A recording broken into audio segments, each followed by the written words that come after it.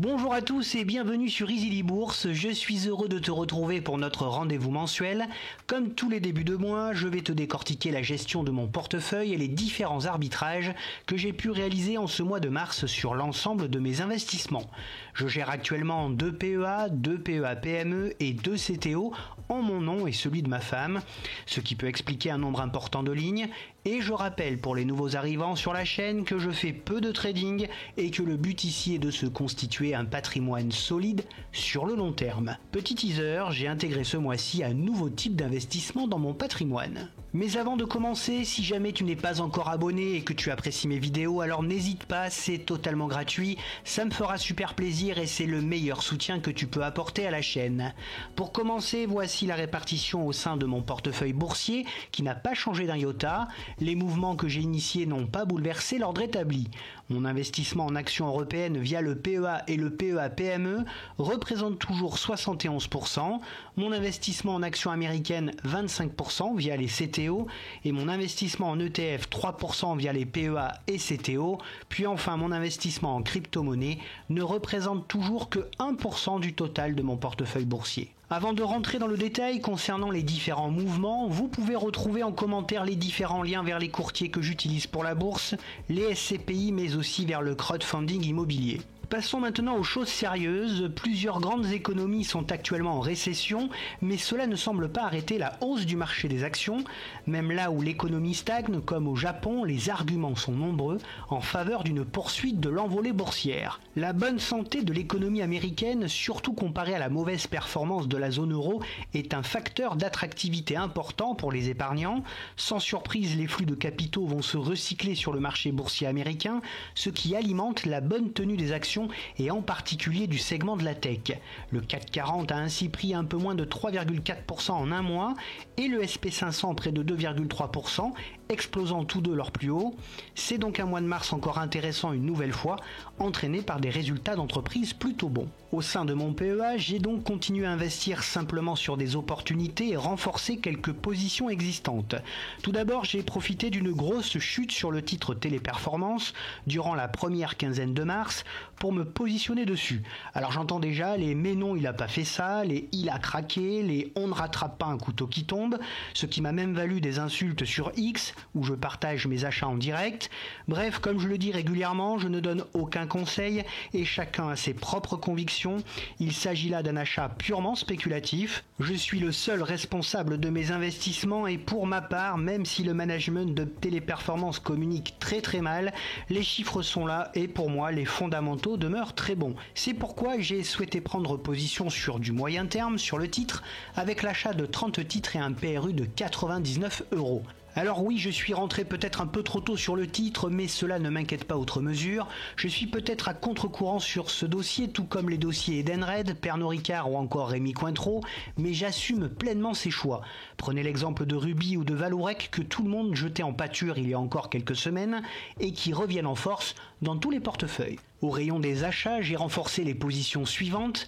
Rémy Cointreau avec 5 titres et un PRU de 99,5 €, Pernod Ricard avec 5 titres et un PRU de 154,8 €, Edenred avec 10 titres et un PRU de 48,8 € et Imeris avec 10 titres portant mon PRU à 31,90 €. Je conserve donc ma très forte implication dans les spiritueux avec mes positions Pernod Ricard et Rémy Cointreau qui représentent à elles deux respectivement 14 et 11% du portefeuille.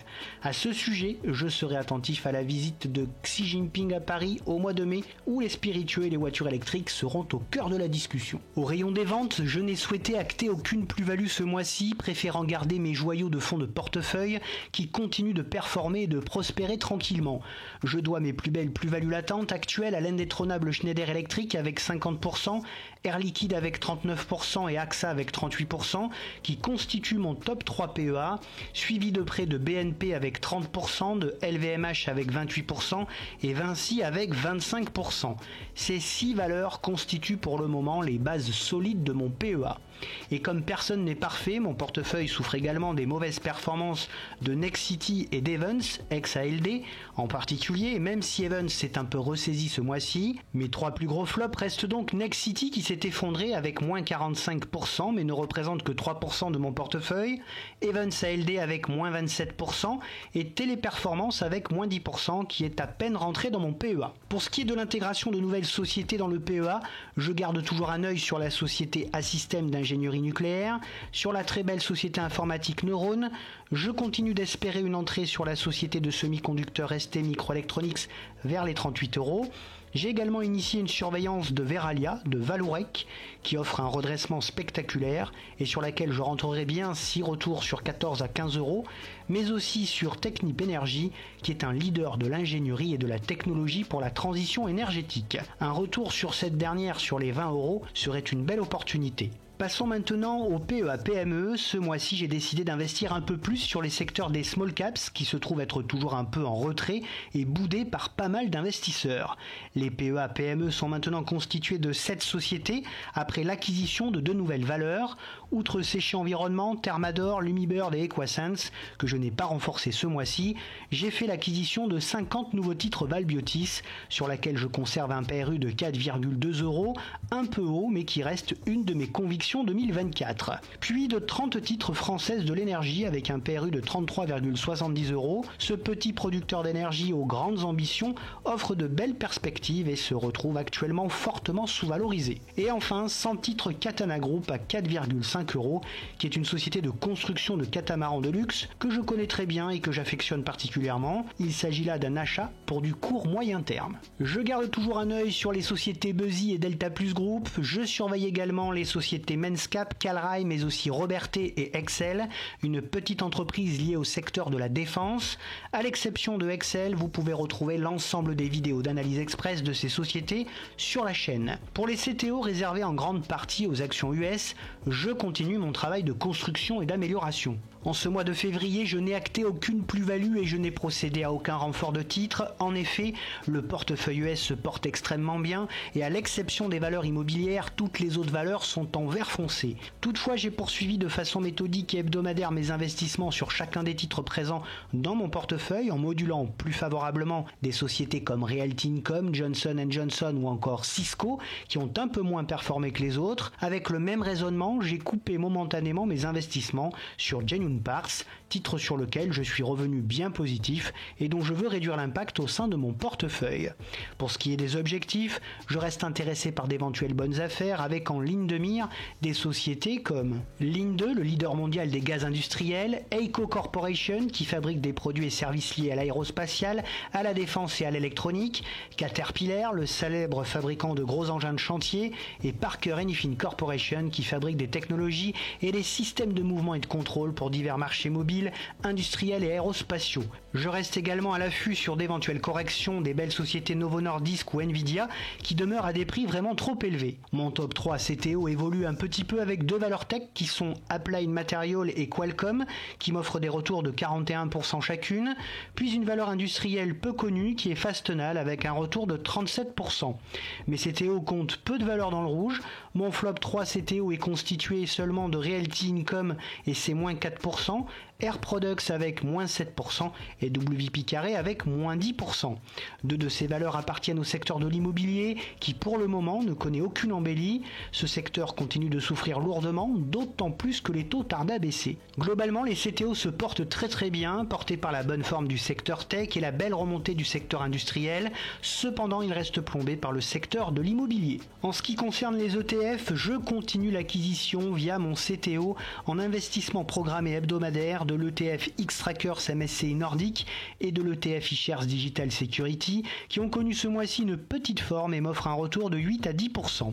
À cela, je commence à investir sur l'ETF iShares Core MSCI Emerging Market, ticker IS3N, afin de m'exposer aux pays émergents et à la Chine et l'Inde en particulier. Je conserve également au sein de mon PEA les ETF BNP Easy S&P 500 ticker ESE et le Amundi MSCI World ticker EWLD qui performent tous les deux autour des 27 à 28%. Côté nouveauté, j'ai fait l'acquisition via mon CTO d'obligations Vallourec avec un rendement annuel de 8% et une date d'échéance en juin 2026. En effet, l'entreprise Vallourec a réduit énormément sa dette et affiche de nouveau une belle croissance. Le risque sur une aussi courte échéance reste pour moi relativement faible. Et pour finir, concernant les crypto-monnaies, j'ai momentanément arrêté mes investissements sur le Bitcoin en raison d'une forte poussée de ce dernier. Je laisse tranquillement mûrir ma ligne qui affiche un très beau 120 120% de plus-value latente. Côté immobilier, je poursuis mes investissements via les SCPI Quorum Origine dans un premier temps. Je réinvestis toujours et de façon passive l'intégralité de mes dividendes mensuels dans de nouvelles parts qui génèrent elles-mêmes des dividendes mensuels de plus en plus importants. Cet investissement en mode passif me convient à merveille. Puis, tout comme les mois précédents, je continue à investir exclusivement sur la plateforme La Première Brique. J'ai participé à 4 nouveaux projets offrant un rendement brut de 10,5 à 12,5% avec un code bonus. Petit bémol cependant, la plateforme va mettre progressivement fin au code bonus sur chacun de ces projets, ce qui devrait réduire un peu les rendements. En comptant tous mes autres projets sur Isers et Club Funding, ce n'est pas moins de 34 projets immobiliers qui composent désormais ce portefeuille de crowdfunding immobilier diversifié. Tous les remboursements partiels de projets perçus et les dividendes mensuels sont immédiatement réinvestis dans de nouveaux projets. Bien entendu, cette vidéo qui s'apparente au carnet de bord de mes investissements ne reflète que mon propre avis et ne représente en aucun cas des conseils d'achat. Je n'encourage donc personne à investir de cette façon sans avoir réalisé vos propres analyses. Bref, n'oublie pas de liker la vidéo si elle t'a plu, à t'abonner à la chaîne et à activer la cloche des notifications pour te tenir au courant dès la sortie de mes prochaines vidéos. Tu peux dès à présent retrouver sur la chaîne les analyses de bon nombre de sociétés.